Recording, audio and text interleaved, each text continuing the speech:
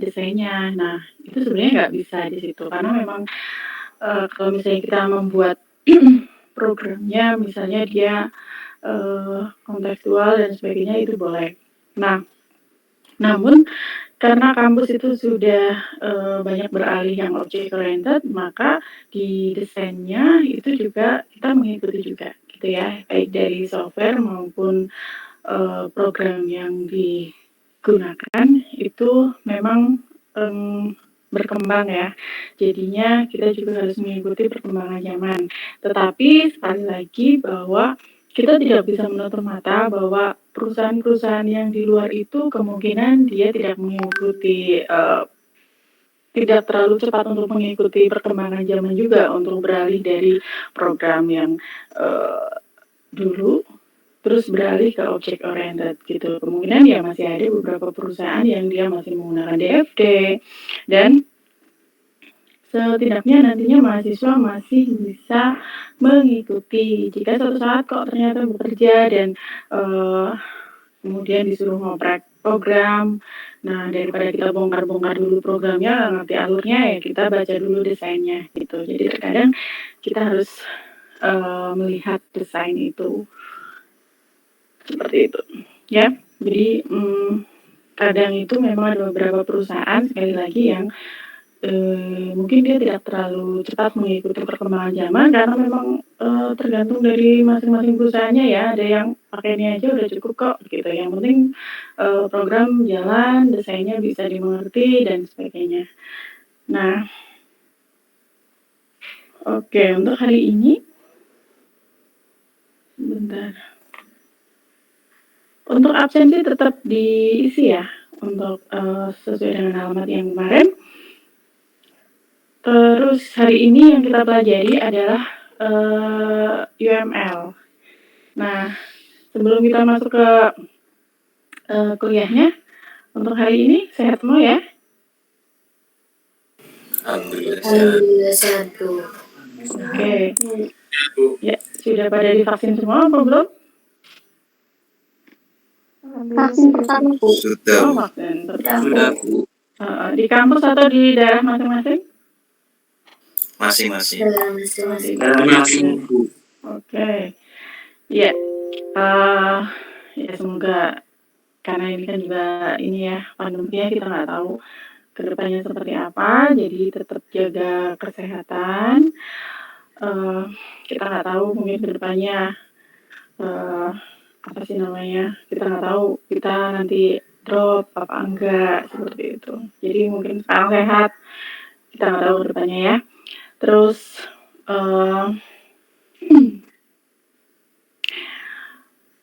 oke, saat kita beralih ke UML, mungkin sebenarnya tidak terlalu bermigrasi terlalu banyak ya sebenarnya dari konsep DFD pada awalnya gitu.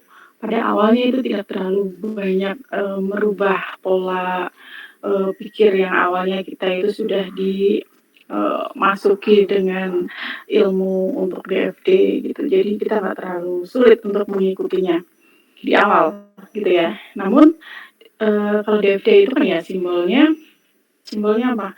Bulatan, terus kemudian ada tanda panah, ada data store, ada entitas, kayak gitu. Ya nggak terlalu ini sih, nggak terlalu banyak.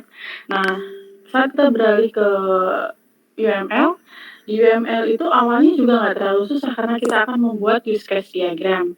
Nah, kalau misalnya di use case diagram ya simbolnya juga gitu-gitu aja sebenarnya, gitu. Saya kenapa saya bilang seperti itu, karena kan biasa aja gitu ya, karena memang saat saya membawa mahasiswa berpikiran yang sama bahwa ini sesuatu yang mudah, saya rasa ini juga akan menarik mahasiswa agar selalu berpikir bahwa membuat desain itu juga simpel gitu, juga mudah gitu. Karena apa? Secara tidak langsung dari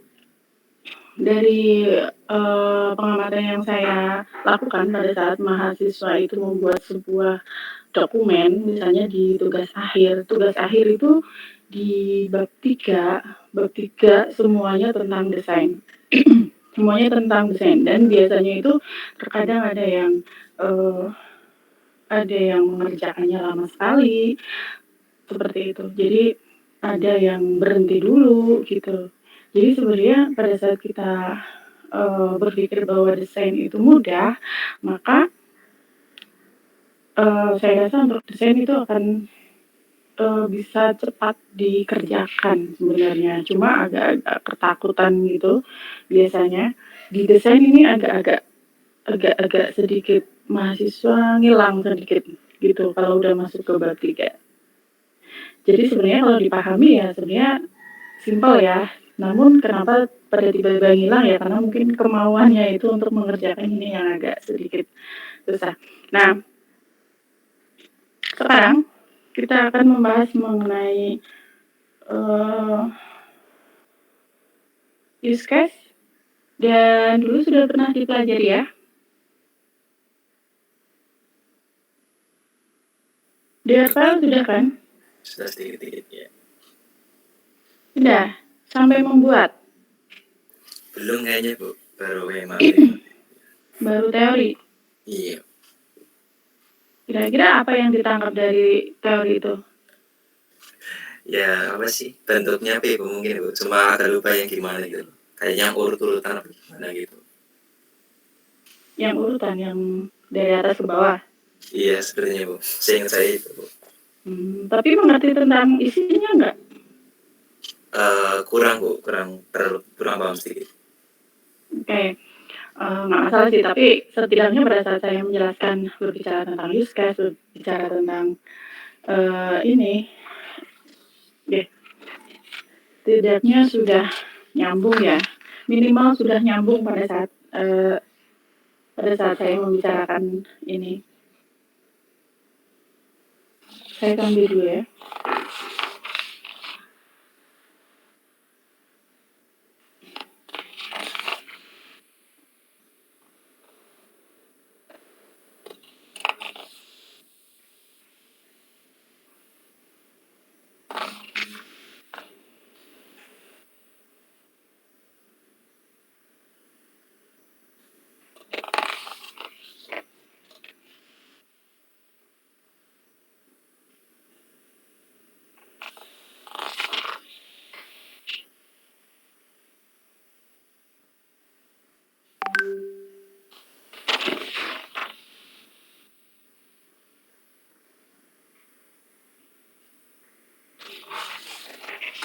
Oke, nggak apa-apa.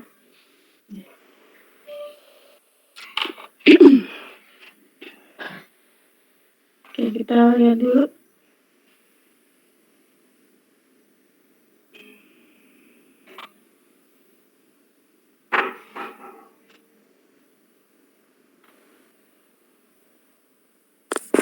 Oke, kita bahas dulu, tapi saya nggak slideshow aja ya. Nah, jadi kalau kita membuat programnya object oriented gitu ya, jadi nanti jangan sampai kebalik ya. Kalau programnya udah object oriented, tetap kekeh diagramnya itu DFD gitu ya. Ada juga yang seperti itu gitu ya, karena ya di use case-nya bisa, tapi untuk diagram-diagram yang lain misalnya nggak bisa, ya udahlah buatnya pakai DFD, itu nggak bisa. Seharusnya nggak bisa. Nah, kalau misalnya kita kembali lagi, saya tekankan lagi, kalau misalnya kita membuat program object oriented, maka kita menggunakan desainnya menggunakan UML, Unified Modeling Language. Nah, sebentar.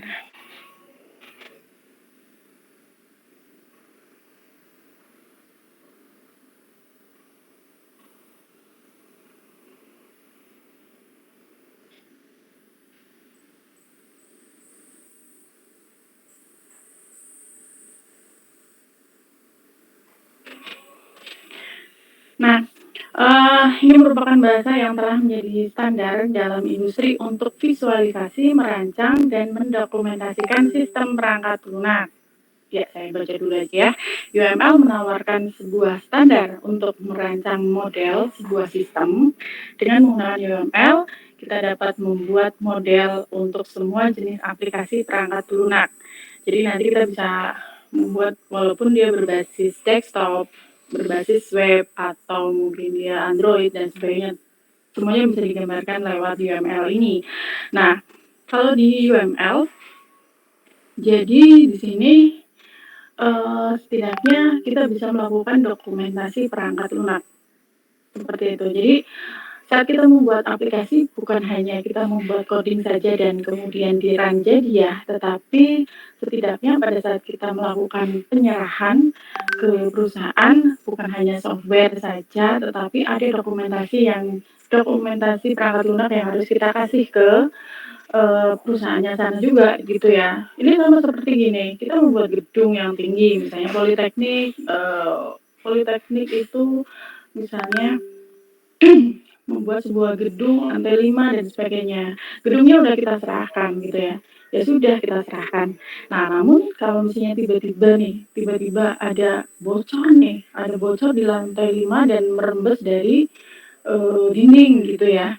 Atau mungkin apa ya? Ini saya minta maaf, mungkin kamar mandinya macet kayak gitu ya, airnya salurannya dan sebagainya. Nah, apa yang harus dilakukan gitu?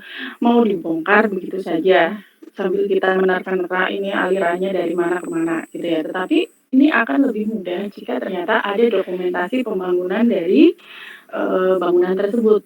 Kita akan lebih terarah untuk melakukan pembongkaran itu. Nah, itu sama aja dengan kita membangun sebuah software tadi gitu.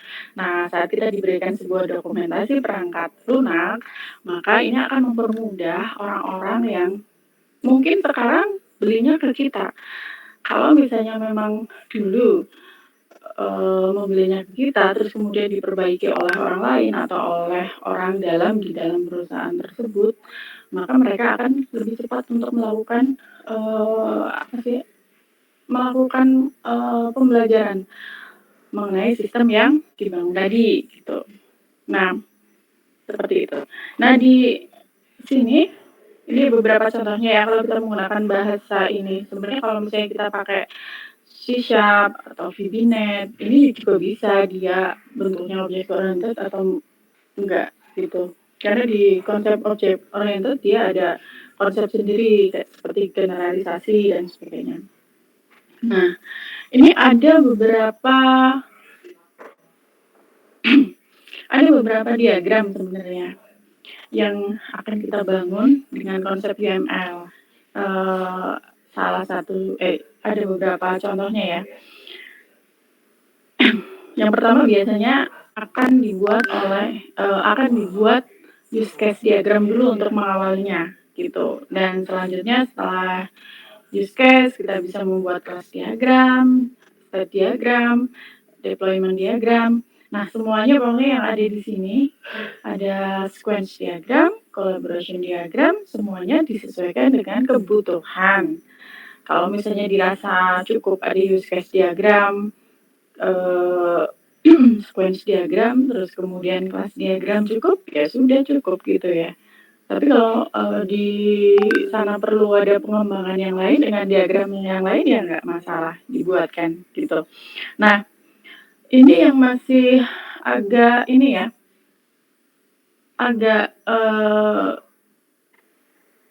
masih salah kaprah juga karena mungkin kita biasa membuat ERD.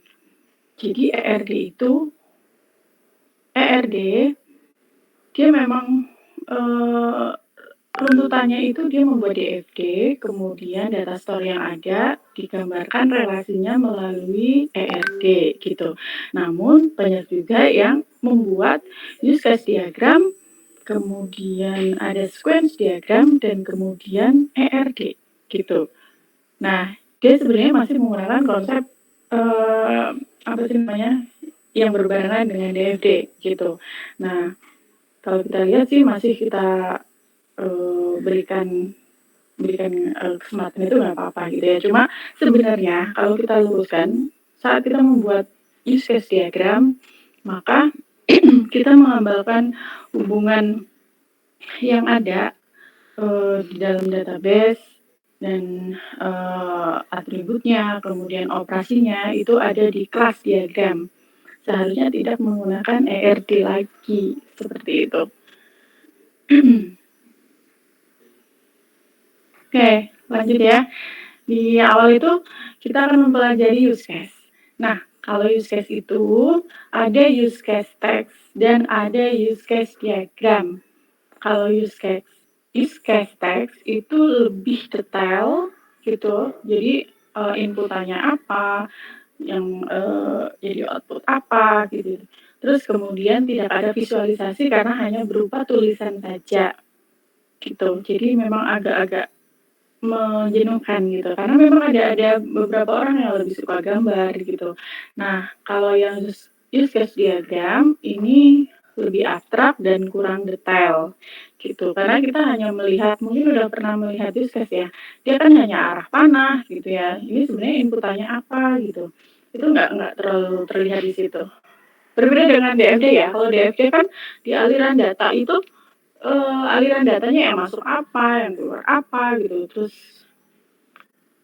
di use case diagram agak berbeda sedikit. Karena dia lebih cenderung siapa yang mengakses dari fungsi itu. Nah, terus berikutnya dia bentuknya visual dan lebih cocok untuk klien ya. Jadi pada saat kita membuat use case diagram, kita bawa ke klien seperti itu, kita akan lebih mudah untuk menjelaskan ke kliennya dan kliennya mungkin bisa membayangkan, oh ini yang bakal dikerjakan, oh nanti si aktor ini, si orang ini akan mengakses apa saja ke dalam sistem gitu.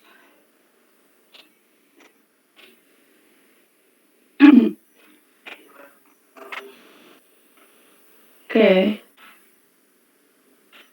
Di use case diagram ini menggambarkan fungsionalitas yang diharapkan dari sebuah sistem. Kalau kita bicara tentang fungsionalitas, dulu kita pernah membahas tentang analisis kebutuhan fungsional dan kita pun tidak bisa terlepas dari fungsi-fungsi yang sudah ditemukan dulu gitu. Nah, use case diagram tidak bisa dikerjakan sebelum fungsionalitasnya ditemukan, sebelum analisisnya kita selesaikan dengan fix sebenarnya mereka itu butuhnya apa kayak gitu. Nah, kemudian di use case yang kita gambarkan adalah menekankan pada apa yang diperbuat oleh sistem, bukan bagaimana gitu. Jadi apa sih gitu. Makanya pas dulu itu pada saat kita membahas tentang analisa kebutuhan itu apa yang bisa dilakukan oleh sistem. Dia bisa menghandle login, dia bisa mengelola data pegawai gitu. Jadi apa gitu. Jadi bukan bagaimana bagaimana sistem itu akan berjalan gitu. Jadi sebenarnya sih kalau dari bahasa yang paling sederhananya adalah kita menggambarkan fungsi-fungsi yang sudah kita temukan dan kemudian kita gambarkan ke dalam use case diagram. Dan use case merepresentasikan interaksi antara aktor dengan sistem. Jadi misalnya gini, misalnya saya di perpustakaan, di situ ada admin itu ngapain aja di aplikasi yang dibuat itu, yang akan dibuat itu, karena aplikasinya itu belum ada ya, karena yang kita bangun itu ya sekali lagi memang produk hayalan gitu ya. Pada saat kita membuat desain itu ya produknya hayalan, nggak ada kayak gitu, belum ada maksudnya.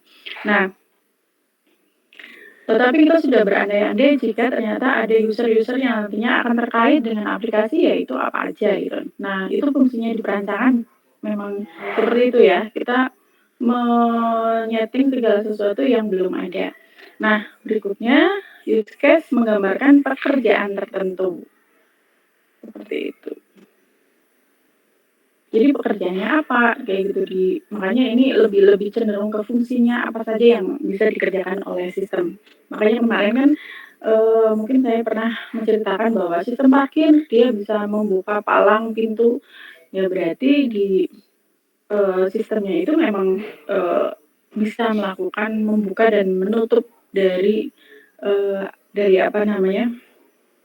dari palang pintu tersebut. Ada sebuah program yang ditanamkan di situ gitu. Berbeda dengan misalnya sistem memberikan laporan kepada atasan gitu. Apakah benar sistem itu akan memberikan gitu. Karena kesannya kan dia akan memberikan, kecuali kalau misalnya sistem itu dia akan memperlihatkan laporan gitu, memperlihatkan laporan ke kepala misalnya kayak gitu. Kan memang pada saat kita buat dengan aplikasi, dia ada fitur untuk melihat laporan itu baik dengan PDF atau mungkin di-download misalnya bentuknya Excel atau apa kayak gitu, itu kan juga bisa. Oke, nah kita lihat dari diagram yang ada, di situ ada aktor. Nah, aktor itu ini merupakan entitas manusia atau mesin yang berinteraksi dengan sistem untuk melakukan pekerjaan tertentu. Nah, terus di sini use case di sini untuk aktornya ini membantu ketika kita sedang menyusun analisis kebutuhan sebuah sistem. Jadi nanti kita akan mudah kan, di sana ada admin, ada kepala, ada mandor, misalnya seperti itu. Kita bisa mengkonfirmasi apakah di sana ada mandor, dia bisanya apa aja gitu. Nah, kita kan jadi bisa memilih-milih, jangan sampai kalau misalnya aktornya nggak ada, bisa aja dia hanya admin tapi bisa mengakses semuanya gitu. Jadi pada saat dikomunikasikan dengan klien, kita akan memastikan bahwa aktor ini dia bisanya apa, aktor ini bisanya apa, kayak gitu. Nah, berikutnya adalah konsep include. Use case dapat memasukkan include fungsionalitas use case lain sebagai bagian dari proses dalam dirinya. Mungkin ada beberapa yang agak bingung ya dengan kalimat ini, karena memang ada beberapa yang agak sulit untuk mencerna sebuah teori. Tapi nanti kita lihat konsep yang paling simpelnya dari konsep include. Jadi di use case itu ada konsep include dan extend. Oke, ada include dan extend. Semuanya itu, baik include atau extend, itu jika ada, gitu. Semuanya jika ada. Jika tidak ada, ya nggak usah digambarkan, gitu. Tetapi saat itu ada, maka kita berkewajiban untuk menggambarkan konsep include dan extend tersebut, gitu. Jadi karena ini kondisi yang kadang ada, kadang enggak gitu ya, tapi tetap harus dijelaskan bahwa ada konsep include dan extend. Nah, ada beberapa orang yang berani untuk menggambarkan include dan extend, tetapi ada beberapa yang tidak mau menggambarkan gitu, karena takut salah gitu, ada juga yang seperti itu. Atau menghindari pertanyaan dan sebagainya. Nah,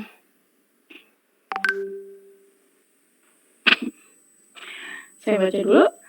Secara umum diasumsikan bahwa use case yang di-include akan dipanggil setiap kali use case yang meng-include dieksekusi secara normal. Oke, kita anggap yang paling sederhana aja.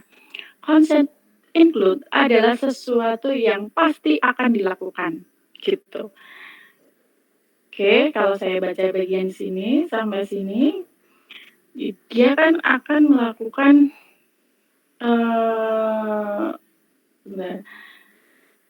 use case yang di-include akan dipanggil setiap kali use case yang meng-include dieksekusi secara normal. Berarti use case ini akan selalu dipanggil, jadi dia akan selalu digunakan jika use case ini dipanggil atau fungsi ini dipanggil. Yang pasti akan dilakukan. Saya contohkan ya. Ada sebuah fungsi transaksi, misalnya ya di mana? Di Rita misalnya kayak gitu. Karena dia menggunakan sistem ya.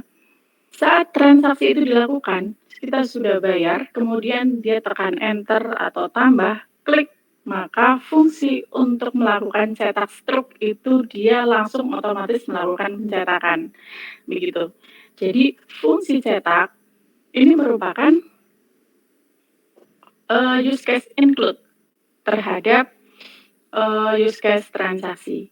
Maka karena proses cetak tadi dia pasti akan selalu dilakukan oleh use case transaksi, maka ini menjadi include karena pasti akan dilakukan.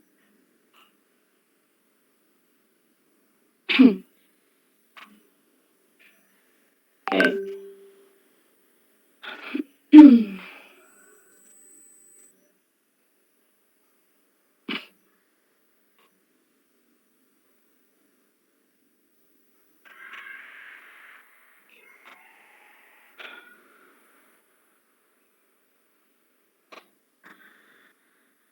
Oke, jadi ini contohnya, saya gambarkan, bentar dulu.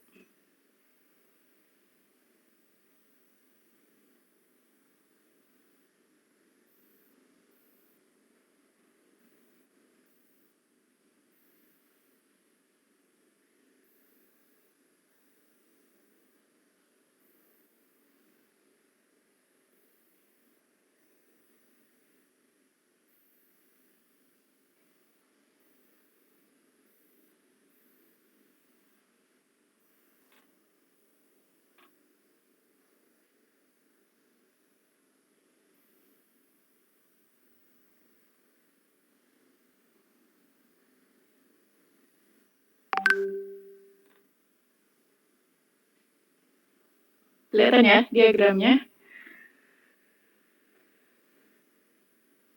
Terlihat Bu, terlihat. Oke, saya buat ini dulu. Jadi misalnya gini, kita ada aktor, misalnya ada apa tadi, transaksi. Oke, jadi kemarin kan kita sudah pernah membahas tentang fungsional ya, functional requirement. Saya harap itu jangan terlupakan ya, karena fungsi-fungsi itu yang akan kita gambarkan. Oke,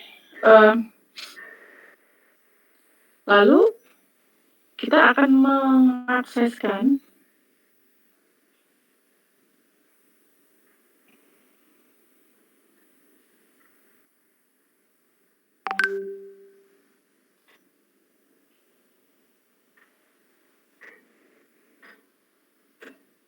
dia nggak mau ya.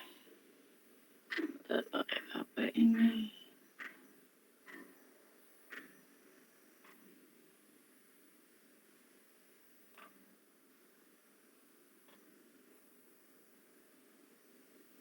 Pakai ini.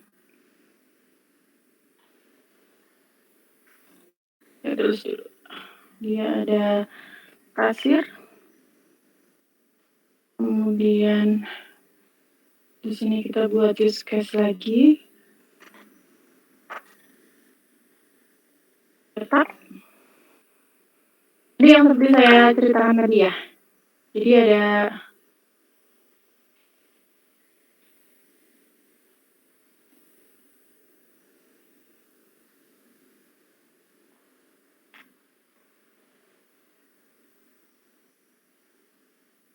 hari ini saya baru pakai yang online.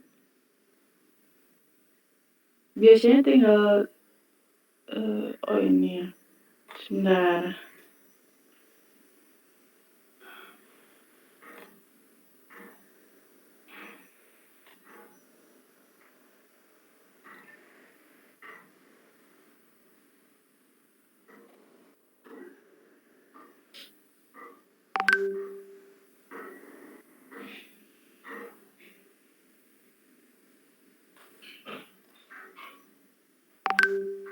Ini jadi nggak ini ya, nggak langsung ya.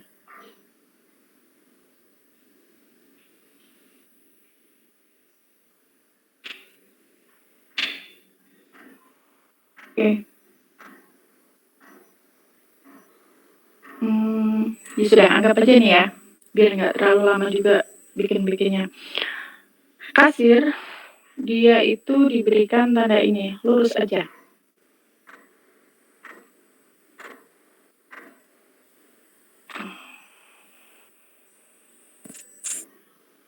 Kasir, dia mengakses fungsi dari transaksi.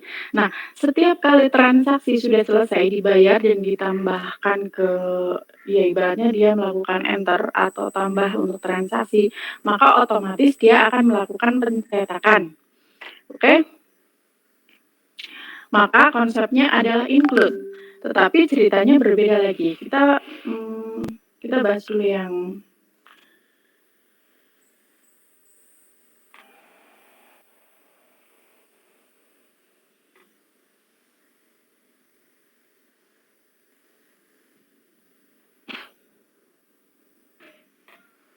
oke.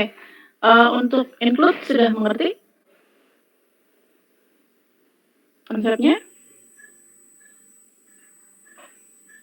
Jadi use case yang sudah pasti akan dilakukan. Ini berbeda lagi. Tadi cetak itu dia jadi include karena pasti akan dilakukan. Karena kalau misalnya notanya nggak keluar, mungkin ada program swalayan yang kalau nggak ada nota nanti gratis apa gitu ya. Jadi ya wajib ada notanya, wajib ada struknya.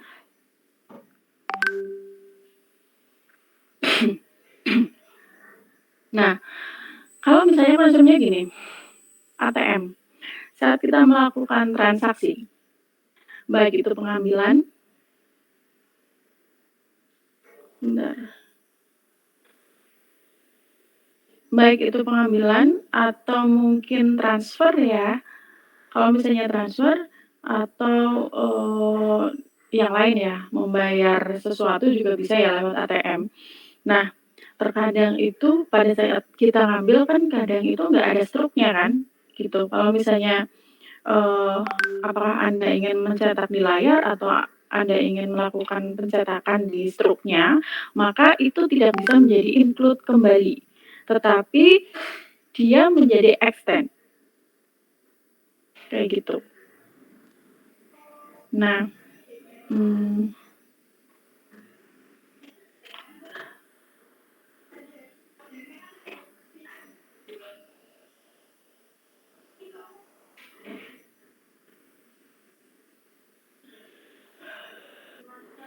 yang saya share screen apa, Mas?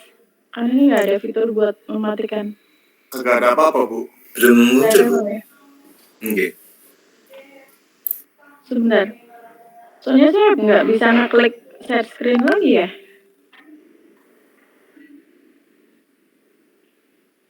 Apa ada beberapa kali ini share screen terus kalau udah berapa kali dimatikan gitu ya? Enggak juga kan? Enggak, Bu. Enggak sih, Bu. Enggak, Bu. Sebentar. Gimana caranya buat ini lagi? Karena fungsi share screen-nya dia nonaktif.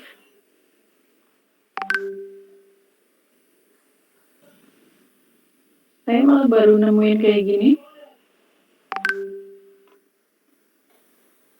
Atau ada waktunya ya? Kalau di Google Meet nggak ada? Enggak ada sih, Bu. Limited, Bu. Sepertinya, Bu.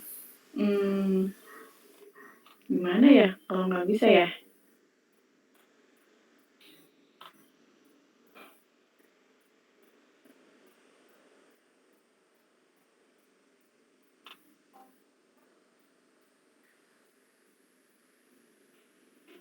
Coba ulang join lagi mungkin, Bu. Iya. Sebentar. Makanya tadi katanya apa yang saya share kok nggak ada tombol untuk share lagi. Sebentar. Iya, kayaknya nggak bisa ini loh. Nggak ada fungsinya. Saya kasih linknya lagi ya nanti ya. Sebentar lagi ya. Oke, Bu. Nggih, Bu. Oke.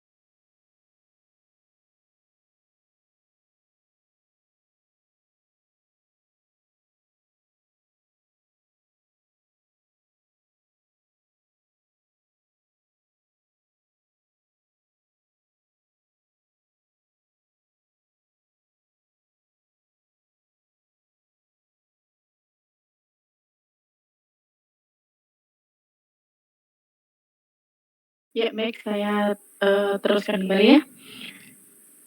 Eee, nah, tadi yang saya ceritakan pada saat kita mengambil, eee, uang di ATM, terkadang dia itu nyetak, terkadang enggak. Pernah nggak menemui hal-hal seperti itu?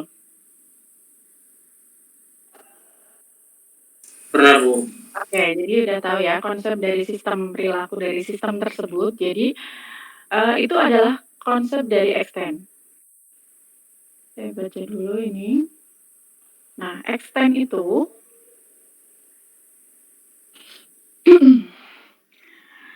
extend use case lain dengan behavior-nya sendiri, sementara hubungan generalisasi antara use case menunjukkan bahwa use case yang satu merupakan spesialisasi dari yang lain.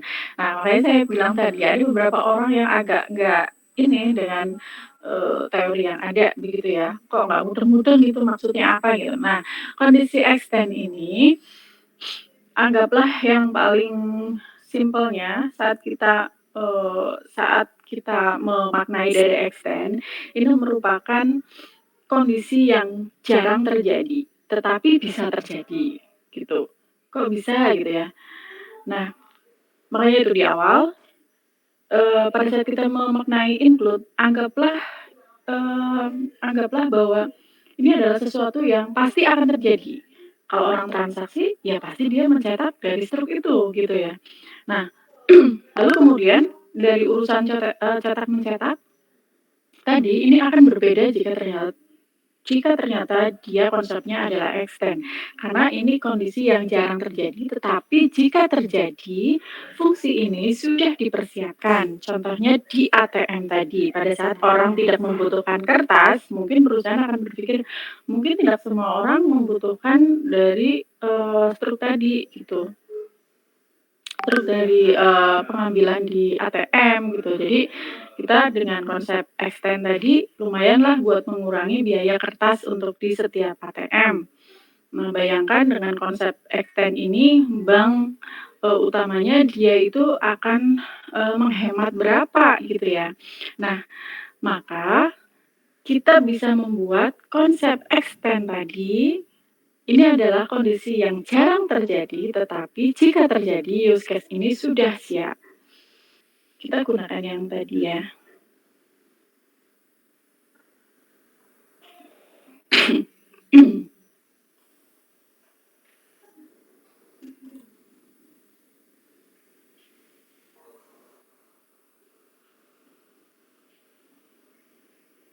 Kita gunakan ini.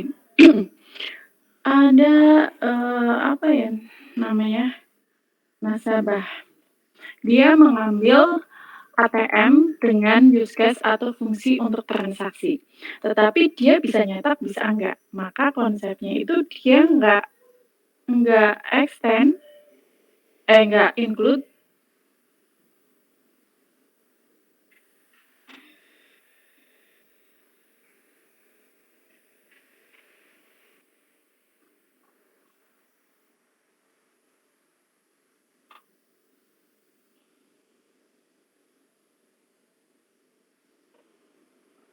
Ini kebalik ya? Harusnya dia ke sini. Oh, sebentar.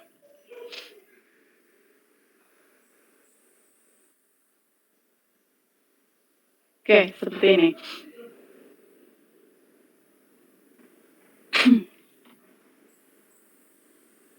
Oke, dilihat bedanya. Ini artinya adalah jika nasabah melakukan transaksi, kemudian dia tidak akan melakukan cetak struk, ya nggak apa-apa, dia hanya berjalan sampai sini aja. Tetapi jika ternyata dia membutuhkan cetak struk, maka kita bisa mengambilnya di sini karena fungsi ini sudah disiapkan, baik dia akan bekerja ataupun misalnya enggak. Dilihat baik-baik bentuknya bahwa konsep include dia itu arah panahnya ke sana.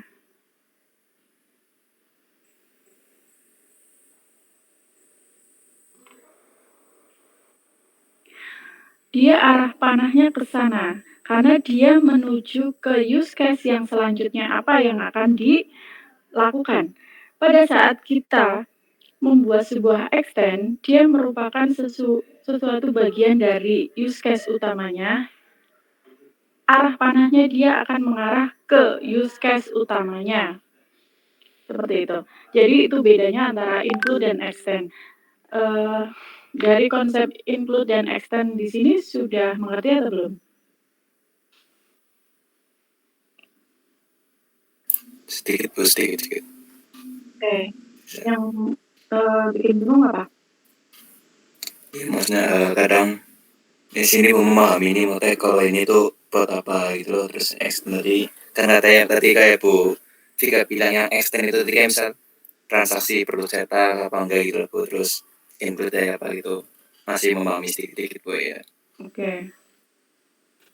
Jadi konsep include dan extend sekali lagi jika ada, dan kita lihat juga bahwa kita kalau misalnya hanya berpikir bahwa mengelola data pegawai atau mengelola data transaksi gitu ya, kita hanya insert update delete aja ya mungkin begitu aja nggak apa-apa gitu ya. Cuma di sini kita lihat apakah ini bisa menguntungkan perusahaan atau tidak ya. Contohnya seperti tadi ya, cetak itu dulu semua transaksi ya dicetak gitu. Semua transaksi dicetak. Zaman dulu malah kalau misalnya kita transaksi keluar langsung struknya. Terus transaksi lagi kita keluar struk lagi gitu. Nah, dengan konsep yang ada sekarang kalau misalnya kita mau mencetak mungkin satu kali cetak aja tapi semua transaksi hanya ada di satu struk, itu juga bisa juga. Nah, dilihat dari baik buruknya untuk perusahaan juga, untuk dari sisi keuangan untuk mengeluarkan dana-dana yang pembiayaan tadi ya, untuk kertasnya dan sebagainya. Nah, kita lihat dari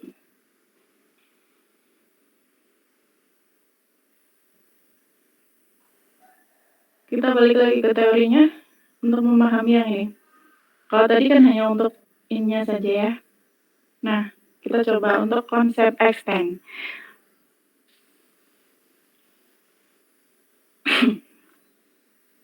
Konsep extend tadi. Jadi misalnya nih, ada seorang user, dia merupakan passenger ya, atau orang yang mau membeli tiket lah, anggaplah seperti itu. Dia itu mau membeli tiket dengan menggunakan aplikasinya misalnya kayak gitu. Dia mau membeli tiket. Cuma pada saat kondisi yang sangat lancar, jika ternyata kita hanya menggambarkan ada seorang pembeli yang dia dia itu melakukan transaksi lewat web, misalnya apa ya, konser gitu ya, kita beli tiket secara online gitu ya. Dia menggunakan fitur yang ada di halaman webnya untuk membeli konser atau mungkin, apa sih namanya, pertandingan sepak bola gitu ya. Oh, sekarang udah bisa online gitu ya, ada aplikasinya. Nah, dia mengakses ini, selesai, dalam kondisi lancar, itu hanya menggambarkan aktor dan satu use case ini udah cukup. Cuma kita kan sambil apa ya, saat membuat sistem itu kan kita sambil membayangkan nih, masalah apa yang timbul pada saat kita melakukan pembelian tiket konser atau pertandingan sepak bola tadi gitu. Nah, di sini kita siapkan beberapa fitur yang bisa digunakan, bisa enggak juga gitu ya. Kalau digunakan ya nggak apa-apa, kalau nggak digunakan juga nggak apa-apa gitu. Tapi semuanya itu pada saat kita tidak membuat use case extend ini, maka ibaratnya ada admin di konser tersebut, dia akan diserbu oleh orang-orang yang mungkin dengan kesulitan tertentu pada saat membeli, atau mungkin ada orang yang nggak jadi beli kayak gitu loh. Tapi dia udah pesan, udah bayar dan sebagainya gitu ya. Nah, coba kita lihat. Ada passenger dengan berbagai masalah yang ada gitu. Gimana sih caranya kita bikin sebuah aplikasi, kita juga belum bikin tapi sudah memikirkan nih use case ini kira-kira bisa terdapat masalah atau enggak gitu. Nah, contohnya gini. Misalnya ada orang yang membeli selancar itu gitu ya. Selancar itu. Misalnya pertandingan dilaksanakan tanggal 15 gitu. Tanggal 15. Ini juga sama ya, antara out of order. Sorry, ini juga. Time out. Dia dilaksanakan tanggal 15, sekarang tanggal 18 nih. Saya mau pesen tambah gitu ya. pada saat saya pesan membeli tiket melalui online, dia bisa tambah untuk pemesanan saya disuruh bayar dan sebagainya, dan saya bayar gitu ya. Nah, apa ini nggak apa sih namanya, bukan maksudnya apa kita nggak bertanggung jawab dengan hal itu gitu. Kita sebagai orang yang nantinya akan membeli, bukannya akan merasakan hal yang sama, padahal saya lupa ini tanggal berapa, tapi saya ingatnya mau ada pertandingan bola atau pertandingan konser. Ih, webnya masih ini kok, ada kok, ya udah saya tambahkan untuk pemesanan saya, disuruh bayar ya saya bayar aja gitu. Tapi saya nggak nyadar nih ini udah time out atau enggak gitu. Nah, pada saat seperti itu ya mungkin saya akan apa sih namanya, menemui admin dari web tersebut yang menjual dari konser atau pertandingan bola itu gitu, dan itu akan menjadi pekerjaan tambahan si admin itu. Gimana caranya uangnya itu sudah masuk ke rekening, dan rekeningnya itu juga bukan rekening saya, rekeningnya perusahaan yang mengelola itu gitu ya. Nah, bayangkan jika ada kemudahan yang kita buat di sisi aplikasinya gitu. Jadi pada saat ada orang yang membeli di tanggal 18, padahal pertandingan itu dilakukan di tanggal 15 dan harusnya terakhir di tanggal 15 beli gitu ya. Nah, ini sudah ada peringatan pada saat dia mengeklik tambah, lalu kemudian ada fungsi extend yang keluar bahwa pertandingan sudah dilaksanakan. Misalnya seperti itu. Oke, maka fungsi extend dia itu keluar. Sehingga orang yang akan membeli ya sudah lewat gitu. Ya udah dia nggak jadi beli. Nah, kita dengan fungsi yang seperti itu juga tidak akan menambah pekerjaan bagi admin untuk menghandle masalah yang seperti itu lagi gitu. Karena sudah dicegat oleh aplikasinya dulu bahwa waktunya sudah berakhir, pertandingan sudah dilaksanakan gitu. Tetapi dalam kondisi yang sangat normal, dia masih tanggal 14, terus kemudian nggak ada kendala yang lain, saat dia tambah pemesanan ya lancar aja. Maksudnya peringatan dari time out ini nggak bakal keluar gitu, karena semuanya dalam kondisi yang sangat kondusif. Nah, oke, itu maksud dari extend tadi. Yang saya jelaskan bahwa fungsi ini ada, sudah ditanamkan di dalam aplikasi, tetapi jarang atau kondisi yang jarang terjadi. Kondisi yang jarang terjadi, tetapi sudah disiapkan jika itu terjadi. Gimana, Pak? Oke, itu yang pertama. Lalu berikutnya, yang kedua adalah no change. No change di sini berarti tidak ada perubahan nih. Gitu. Jadi misalnya nih, kayak pertandingan tadi sepak bola. Rasanya pengen lihat ya, udah pesen, udah gitu ya. Tapi entah karena kesibukan, entah karena aduh duitnya pas-pasan nih kalau misalnya beli tiket misalnya gitu, wah nanti gimana perginya kayak gitu, terus akhirnya atau mungkin saya harus ada pengeluaran yang lain, ya udahlah nggak dibayar aja gitu misalnya kayak gitu ya. Maka karena nggak dibayar, yang tadi kondisinya adalah dia baru memesan, tapi karena tidak ada pembayaran, maka ini no change. Tidak ada perubahan data, tidak ada perubahan statusnya dia sudah terbayar atau enggak. Maka konsepnya gimana kalau nggak ada perubahan? Yang tadinya nih, orang ini dia beli nih, tapi dia nggak bayar-bayar. Gimana? Apakah sistemnya misalnya stoknya itu 200, ada satu yang beli gitu ya, beli satu harusnya kan 199. Tapi karena nggak dibayar-bayar sampai mendekati pelaksanaan, seperti apa? Coba Mas Aji. Gitu. Kira-kira gimana? Kayaknya santai banget nih, rebahan. Kamu Iya, Bu. rebahan ya. Nggak tahu tadi, Bu. Jadi kalau menurut saya ya, kan misal itu orang udah beli terus nggak kebayar-bayar sebelum pelaksanaannya, berarti ya antara kalau out of order kan nggak enak gitu, soalnya kan masih ada tiketnya ya Bu, masih ada tiketnya. Nggak, Berarti maksudnya ya untuk mengantisipasi itu. Maksudnya kira-kira aplikasinya harusnya seperti apa? berarti ya ada kayak apa ya, sistem penarikannya apa ya, Bu? Misal kalau udah dibayar dalam kurun sekian hari atau apa itu, nanti kayak tiketnya itu yang orang itu udah dapat itu, walaupun misal kalau tiketnya online, itu istilahnya kalau ada kayak apa sih ya, tiket kan biasanya apa sih, pengenalnya itu loh, Bu, kayak ID-nya itu mungkin Mhm. bisa dianggap kadaluarsa gitu loh, Bu. Jadi entar kalau misal mau pakai tiket yang kita dapat itu tapi belum bayar kan jadi nggak bisa dipakai tiketnya sih, menurut saya gitu. Oke. Kalau misalnya kita ya karena udah ini ya, sudah Iya. mempelajari dari konsep aplikasi yang ada di pasaran ya, mungkin entah itu pembelian tiket, kereta api atau apa gitu ya. Iya. Jadi dia itu kan, stoknya masih ada gitu, dan itu sudah berubah jadi 199. Orang yang di luar sana, dia hanya melihat 199 tiket, padahal yang satu ini belum tentu dia bayar. Kalau misalnya dia nggak ada perubahan, maka apa yang harus dilakukan oleh aplikasi? Kalau kita tidak menggambarkan extend tadi, maka akan selancar itu pada saat ada orang satu yang, menambah pesanan, maka dia otomatis berhenti stoknya, sudah selesai.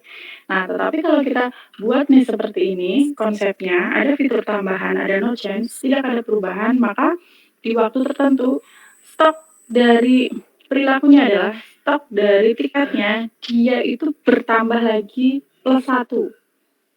Karena tadi nggak jadi dibayar 1, seperti itu. Dan dia itu akan tetap menjadi statusnya, atau mungkin statusnya berubah ya, yang dianggap bahwa data ini nggak valid gitu, nggak perlu kita ngurusi pemesanan yang ini, gitu. Ya, sama seperti kalau misalnya ada Tokopedia ya, banyak orang yang pesan, mungkin saya kalau lagi iseng, ya udah pesan-pesan aja, pesan, kayak gitu ya. Tapi ternyata ya lagi banyak ini kebutuhan gitu ya. Udahlah nggak usah beli aja, misalnya kayak gitu. Nah, di sana Tokopedia itu dia itu hanya diperlihatkan data-data yang sudah berubah. Untuk data yang no change, ya udah kita anggap tidak usah diurusi kayak gitu. Seperti itu. Jadi sistemnya pun dia juga mampu untuk, menghandle data yang berubah ataupun belum. Nah, oke, ini sudah disiapkan untuk orang-orang yang mungkin nggak jadi beli gitu, atau mungkin saya ada kegiatan di tanggal tersebut ternyata harus ada sesuatu gitu ya, makanya ya udahlah untung belum dibayar gitu ya. Tetapi sistem itu langsung berubah sendiri. Coba kalau nggak bayangkan, tidak ada fungsi ini, maka si adminnya itu harus memilah-milah mana yang udah bayar, mana yang belum, kayak gitu ya, mana yang nggak ada perubahan, kayak gitu. Bayangkan aja berapa orang yang mungkin dia fanatik dengan, apa sih namanya, dengan kegiatan itu, baik pertandingan maupun konser gitu ya. Begitu banyaknya antusias orang yang akan mengisikan data tersebut, tetapi si adminnya itu harus memilah-milah mana yang sudah ada perubahan untuk membayar. Oke, itu ya, makanya kita butuh ada fungsi no change tadi. Sebelum, ada keributan di admin, maka sistem itu sudah mengeblok dulu, sudah bekerja, membantu dari, si adminnya atau pengurus dari konser tersebut.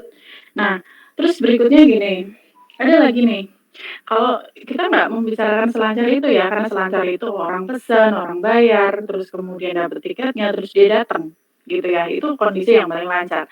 Cuma ada kondisi juga yang seperti ini. Ada orang yang sudah pesan, sudah bayar, sudah dapat tiketnya, namun dalam kondisi tertentu misalnya, tiba-tiba mobilnya mogok, terus atau mungkin yang sudah direncanakan seperti tadi ya, "Oh dari kantor ada kegiatan jadi saya nggak bisa ini," atau mungkin dari keluarga gitu, "Saya nggak ngerti nih keluarga mau ada hajatan," tiba-tiba pas mendekati gitu ya, ternyata ada kegiatan keluarga. Nah, tapi kan saya udah bayar.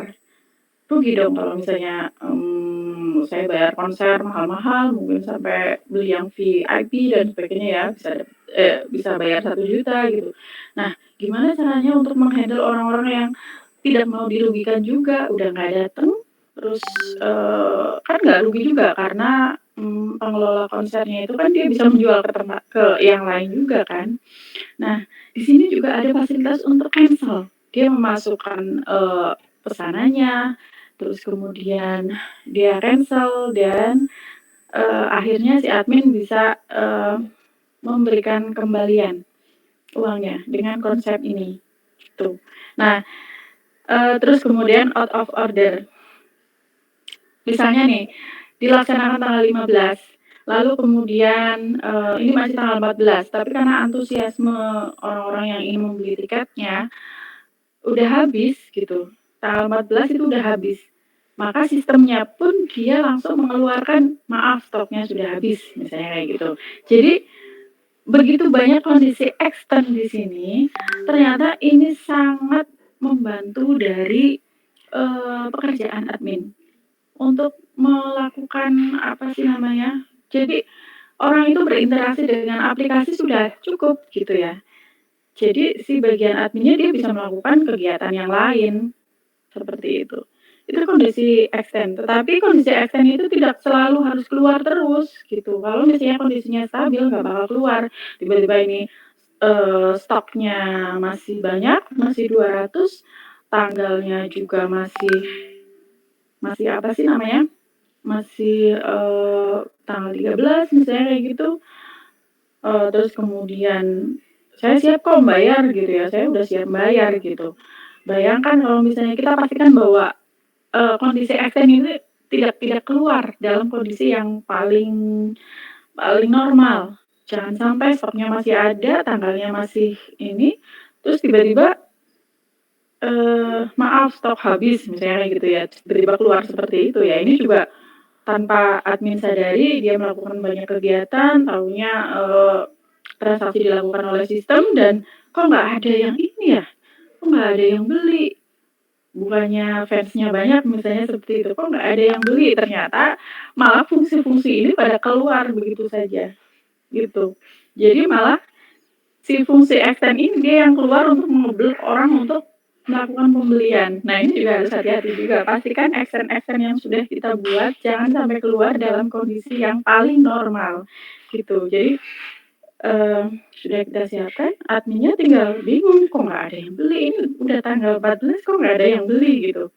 Itu ya lucu juga, seperti itu. Jadi kita memang tergantung dengan sistem, tapi pastikan sistem itu bekerja dengan, tingkah laku orang bekerja juga.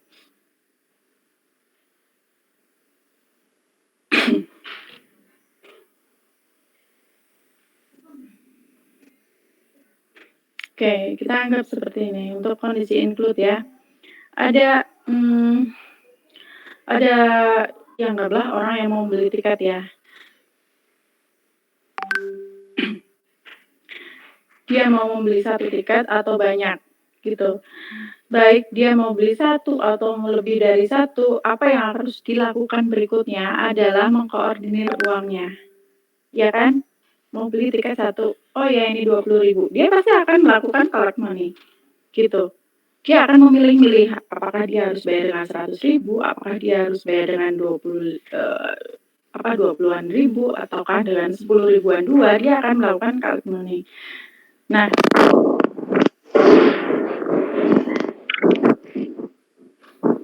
oke, itu adalah kondisi yang akan dilakukan. Tetapi kalau misalnya kayak gini, ada kondisi yang, saya mau beli ini, terus kemudian dia sudah ini ya, udah mengkoordinir uangnya, lalu berikutnya, nggak jadilah, misalnya kayak gitu. Nanti ya Mbak.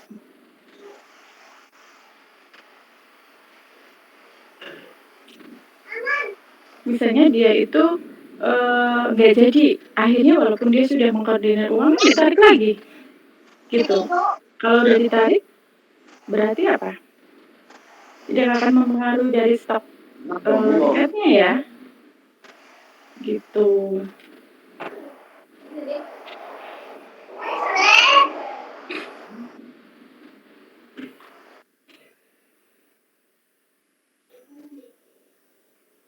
Oke, lalu berikutnya adalah, tidak ada perubahan juga sama.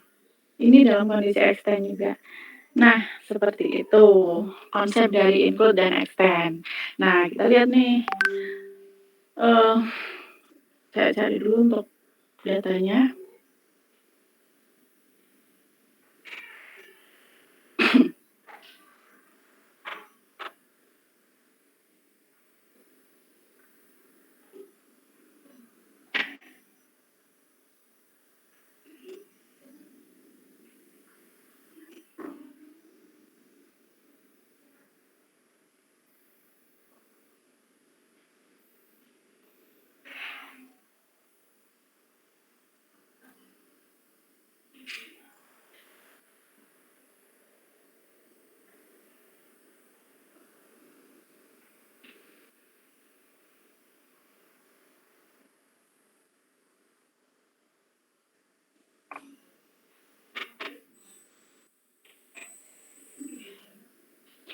Sebentar ya, saya cari datanya dulu.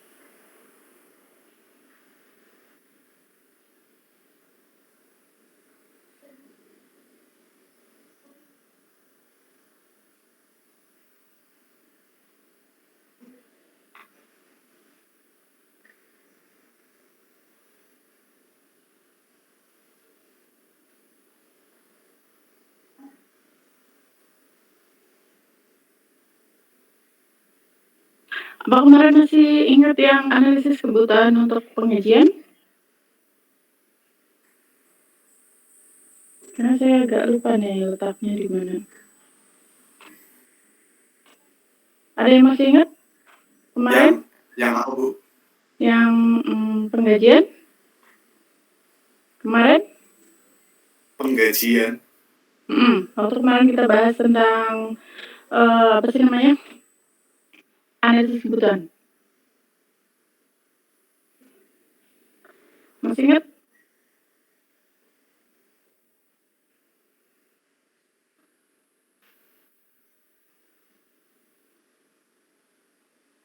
Belum apa ya, Bu?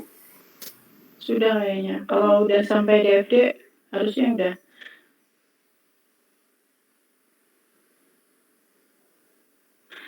Yang di situ ada login, mengelola data pegawai, mengelola data gaji, maksudnya kayak gitu.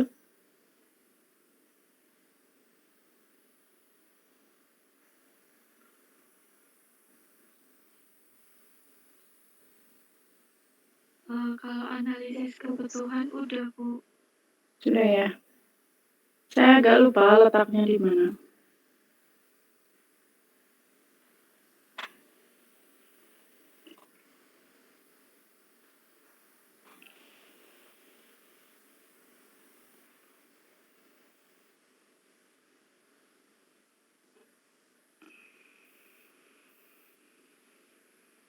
Oke, mungkin saya jelaskan aja ininya ya.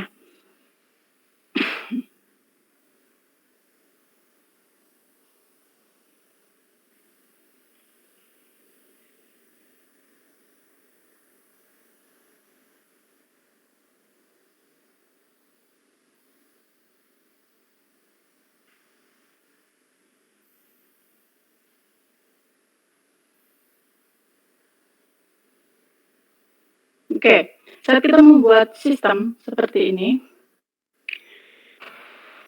ada aktor, ada use case, terus kemudian di sini arah panahnya ya.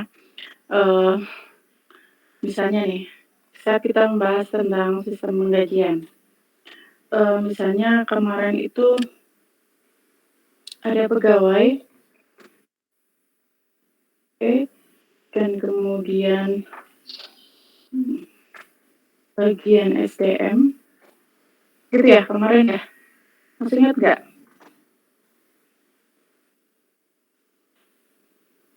Masih ingat nggak? Kalau nggak kepala direktur. Oke, Saya lanjut aja ya. Ada pegawai, mungkin dia bisa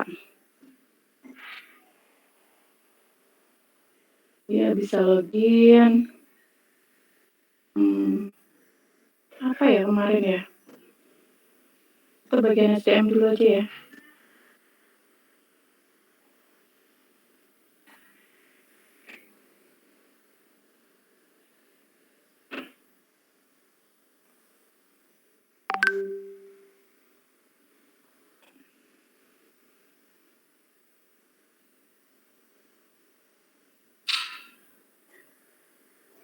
Kemudian mengelola data pegawai.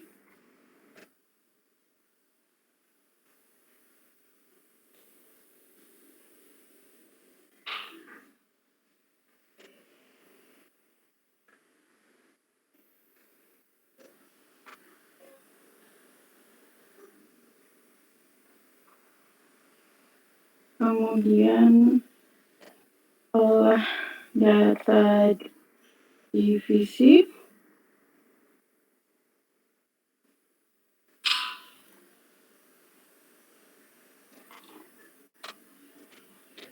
Olah data golongan.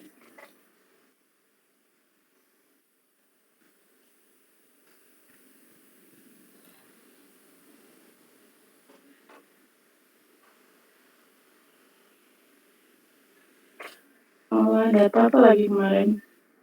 Olah data pegawai sudah, olah data gaji.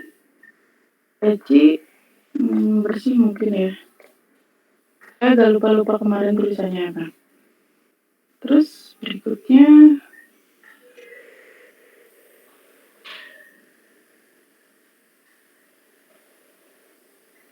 olah tunjangan.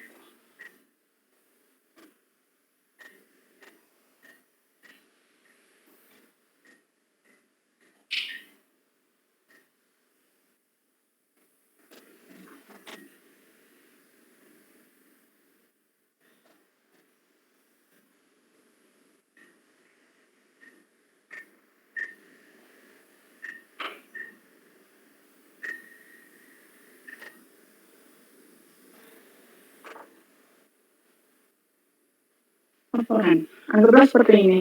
Sesuaikan dengan analisis kebutuhan yang dulu sudah dibuat.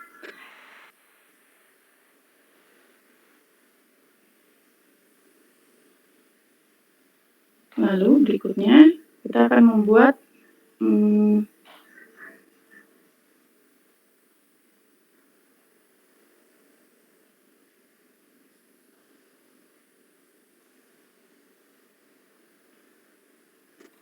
ini harus ditata ya.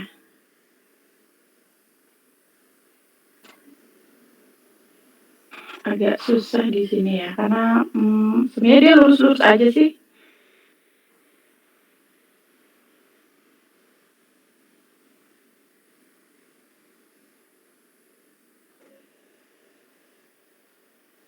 Ada yang udah pernah pakai Visual Paradigma? Dulu sudah Bu, cuma nggak terlalu mendalami itunya Bu, cuma suruh pakai sekali kalau nggak salah. Oke. Jadi saya jelaskan aja ya, daripada saya menatanya agak lama di sini. Seharusnya ini lurus saja nggak apa-apa. Saya jelaskan. Di sini bagian SDM, kepala sama pegawai. Kita sesuaikan dengan analisa kebutuhan kemarin. User requirement-nya, misalnya si bagian SDM dia bisa login, ya udah diarahkan aja ke sana. Kemudian bagian SDM dia bisa mengolah data pegawai, dia ke sana. Kemudian ini diinikan ke sana. Ini ada garis ke sini, ada garis ke sini juga, ada garis ke sini. Jika ternyata bagian SDM dia bisa melakukan pencetakan laporan atau melihat data laporan, maka dia diarahkan ke sini. Oke? Dan pegawai itu pegawai juga diarahkan ke fungsi-fungsi apa saja yang ini yang terakses saja.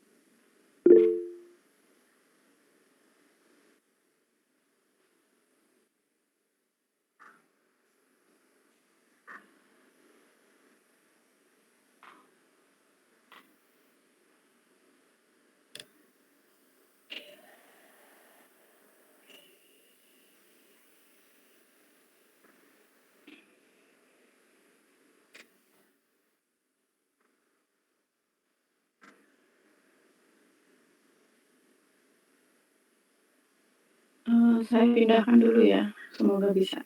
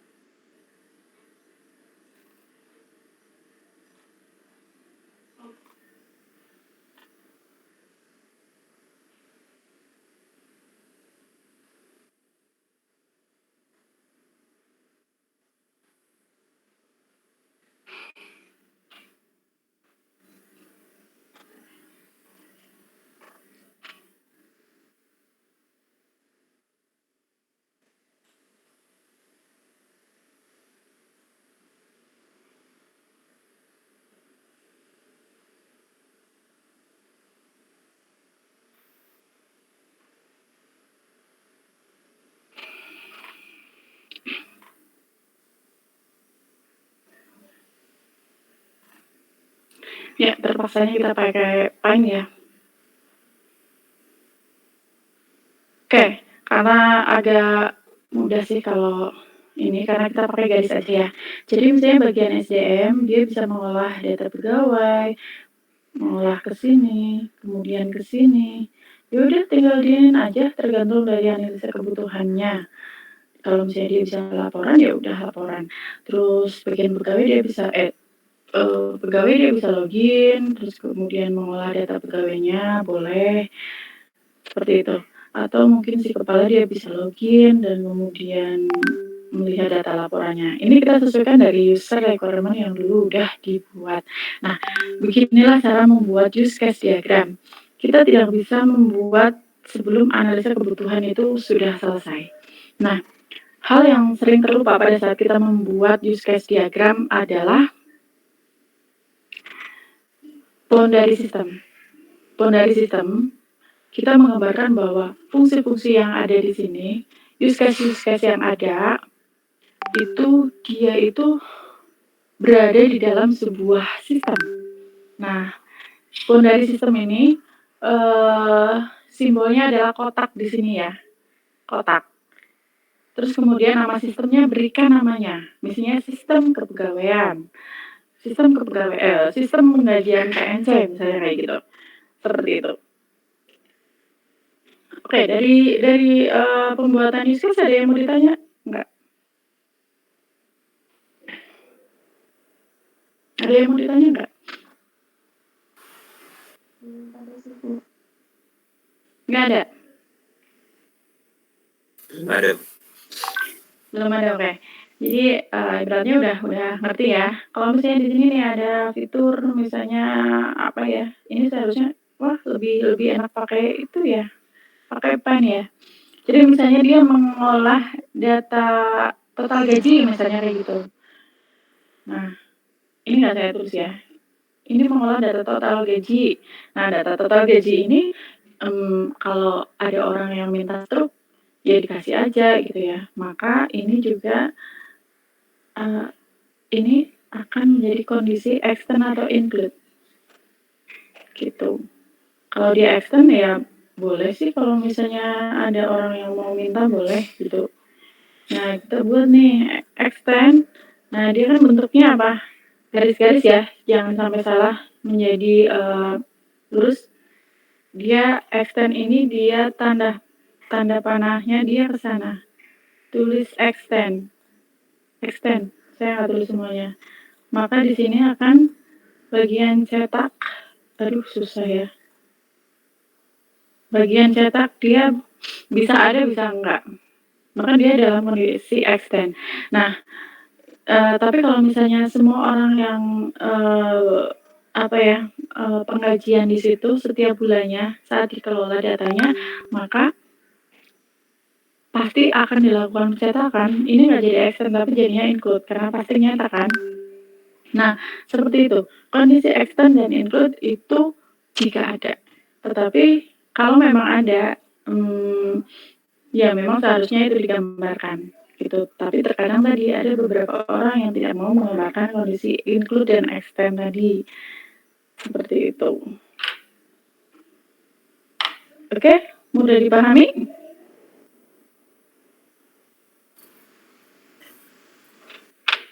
Apakah kelas ini udah UTS dulu ya? Belum kayaknya, Bu. Belum ya? Kayaknya memang ada satu kelas yang belum UTS kayaknya. Belum. Oke. Mau nggak mau, karena di kelas yang lain udah UTS ya, jadi mungkin nanti ada 2 untuk mengerjakan UTS-nya, dan kemudian ada tugas untuk membuat use case. Karena kita membuat use case kan simpel banget ya. Saya rasa ini paling simpel sekali, makanya kadang itu orang menarik ingin membuat dengan konsep UML karena ini, gitu. Karena di konsep use case-nya itu udah simpel banget. Sangat simpel sekali. Di sini dia hanya mengarahkan fungsi apa sih yang bakal terakses dengan ini kayak gitu, dengan fungsinya gitu. Ini kan fungsi yang nantinya akan dibuat di aplikasinya gitu. Dia bisa mengolah data divisi, olah golongan, jangan menuliskan sesuatu yang tidak akan dilakukan oleh sistem di sini. Saya rasa ini akan sangat mudah sekali kita membuat yang ini. Begitu. Ya udah tinggal ada aktor, siapa end user yang akan terakses di sistemnya itu. Begitu. Nah,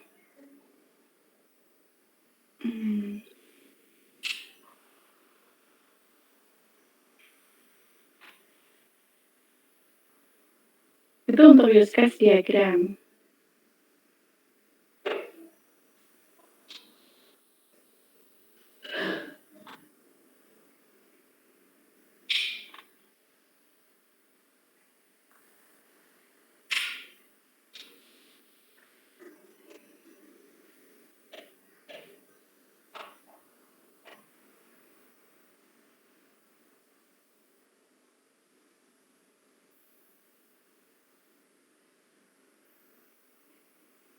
Nah, saya jelaskan lagi untuk use case text.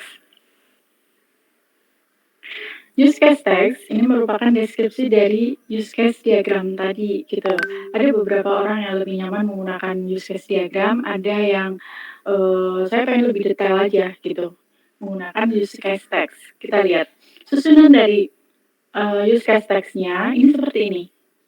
Ada nama dari use case-nya, aktornya siapa, kondisi sebelumnya apa, kondisi sesudahnya apa, kayak gitu. Kemudian tujuannya apa, kemudian relationship-nya apa, deskripsinya apa. Padahal di use case diagram itu ya semudah itu kita menggambarkan ya. Ada simbol elips, diingat ya. Simbolnya adalah elips. Seberapapun banyaknya arah panah yang mengarah ke elips itu, jangan dibuat menjadi lingkaran gitu. Karena memang ada beberapa yang lupa juga, dia akan beralih dan berubah menjadi lingkaran. Karena lingkaran itu simbolnya dari DFD.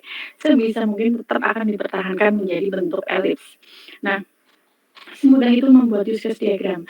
Nah, pada saat kita membuat use case text, kita harus mendetailkan seperti ini.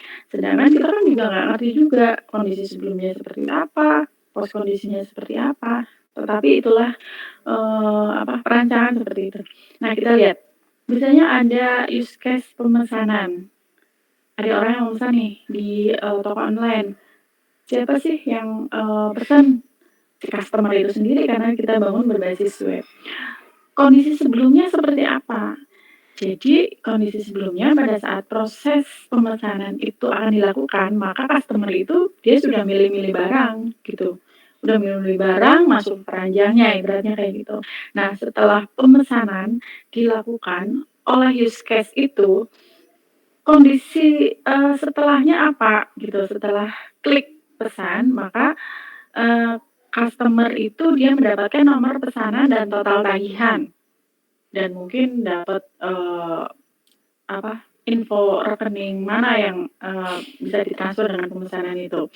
Nah, tujuan dari use case ini adalah melakukan pemesanan untuk proses pemesanan barang.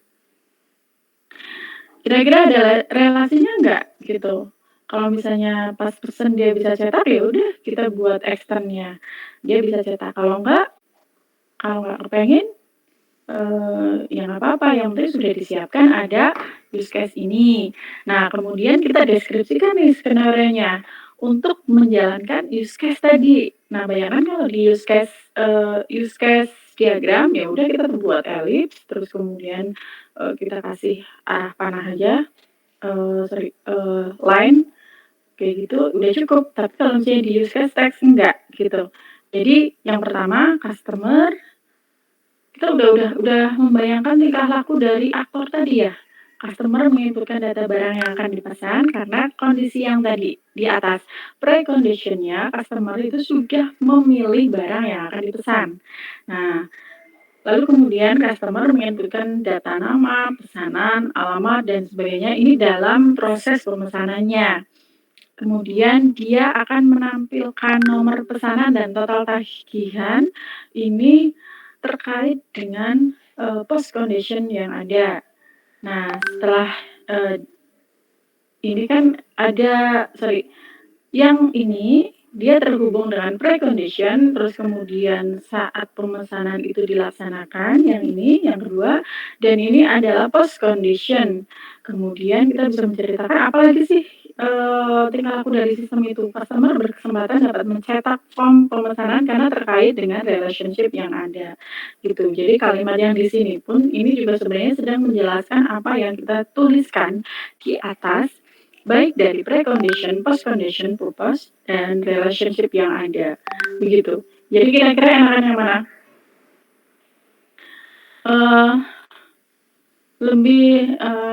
Ini kan mahasiswa sebagai pengembang IT ya, dengan melihat contoh dari ini, apa sih namanya? Dari contoh use case diagram dan use case text, lebih nyaman yang mana? Karena kita sebagai pengembang IT ya. Lebih enak yang mana? Kayaknya diagram, Bu. Yang diagram ya. Oke, lebih simpel emang, lebih cepat. Kalau kita pengen cepat ya pakai use case diagram udah cukup sebenarnya. Dan kita bisa mendetailkan di diagram yang lain. Kalau misalnya use case text, untuk satu use case aja udah sepanjang itu gitu. Karena memang semua orang itu mungkin tidak memiliki keahlian dalam menulis, begitu. Tetapi jika ternyata perusahaan yang membeli aplikasi kita dia menginginkan sesuatu yang detail, ya mau nggak mau kayak gitu ya. Jadi semua yang kita buat kita kembalikan lagi ke customer yang membeli dari aplikasi kita. Begitu. Dari teori yang ada, dari contoh pembuatannya, saya rasa untuk use case diagram tidak terlalu susah gitu, karena saya membawa mahasiswa agar berpikir bahwa ini nggak susah gitu, bukan sesuatu yang susah, bukan sesuatu yang menakutkan kayak gitu. Oke, saya rasa tidak ada pertanyaan ya, mungkin dari tadi udah saya pancing-pancing. Insya Allah semuanya sudah mengerti, dan nanti UTS-nya mau dikerjakan mulai dari jam berapa? Karena UTS-nya 4 jam. Boleh dikerjakan selama 4 jam, boleh gitu. Kagak besok aja, Bu. Besok materinya yang lain lagi. Gitu. Kan dari tadi udah rebahan tuh, Mas. Siapa aja juga masih rebahan. Kayaknya dari tadi paling banyak senyum ini Mas Haji. Gimana? Ada yang mau tanya? ini lagi cuacanya lagi nggak mendukung Bu buat sinyalnya, jadi gimana Bu? Ya nggak apa-apa sih karena nanti lewat Google Class gitu. Apa ngaruh gitu ke Baik. sinyalnya pas pengirimannya itu ngaruh ya? Iya Bu, kadang jadi lama gitu Bu.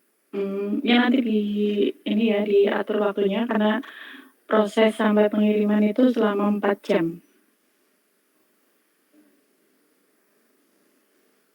Begitu?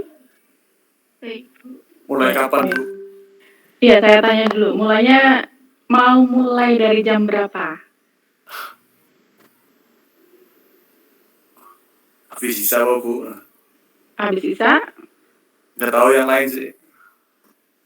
Ya, silakan yang lain. Ini nanti terkait dari batas waktu yang nantinya saya setting soalnya. Mau habis isa? Iya, Bu, habis sisa. Ngomongin apa? Kayaknya udah biasa malam-malam ya? Gimana, Bu? Udah biasa sampai malam kan? Iya, biasa sih, Bu. Cuma maksudnya itu Bu nggak fokus. Tapi nggak apa sih kalau pada mau malam. Oke. Jam 7 atau setengah 8? Setengah 8, Bu. Setengah 8 ya. Oke, jadi nanti saya setting setengah 8 ya. Setengah 8 berarti setengah 9, setengah 10. Benar nih, sampai malam. Besok kuliahnya insya Allah saya cek dulu ya jadwal saya ya. Setengah 8, setengah 9, setengah 10, setengah 11, setengah 12, benar? Mau sampai setengah 12? Iya. Oke. Oke, ya dipersiapkan aja, makan yang banyak biar nggak pusing ya, kayak gitu. Bertanya Bu, Ya, untuk absensi lewat mana ya Bu? Soalnya dari kemarin kan kita kalau nggak salah nggak ada absensi. lewat ada kan lewat di Google Class, udah pernah saya kirimkan nggak? Tadi di Google Classroom nggak ada absensi. Nggak ada ya? Yaudah nanti ini aja, tak kirim ulang ya ke Mbak, siapa tadi? Mbak Endah ya?